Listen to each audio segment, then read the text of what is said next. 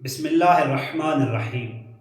ہر دعا مانگنے والا شخص یہ چاہتا ہے کہ اس کی دعا عرش الہی تک پہنچے اور جلدی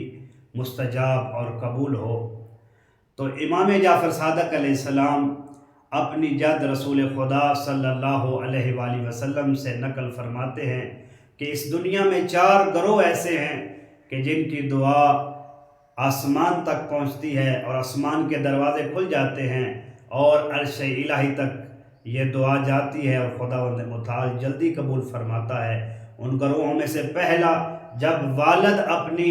اولاد کے حق میں دعا کرتا ہے تو خداوند متعال اس دعا کو جلدی قبول فرماتا ہے۔ اور دوسرا، جب عمرہ کرنے والا شخص عمرہ کے لیے جاتا ہے اور جب تک وہ عمرہ سے واپس نہیں آتا تو اس دورانیے میں وہ جو بھی دعا مانگتا ہے وہ عرش الہی تک جاتی ہے اور جلدی قبول ہوتی ہے۔ اور تیسرا گروہ، جب روزہ دار، روزہ رکھنے والا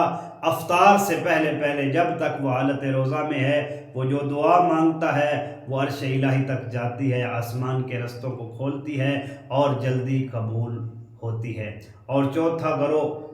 خداوند متعال کی ذات مظلومین کے ساتھ ہے، مظلومین کی حامی ہے، تو جب کوئی مظلوم ظالم کے خلاف دعا کرتا ہے، اس کے ظلم سے تنگ آ کر، تو یہ دعا بھی عرش الہی سے جا کے ٹکراتی ہے اور خداوند متعال مظلوم کی دعا کو جلدی قبول کرتا ہے۔ اللہم صلی علی محمد و آل محمد وعجل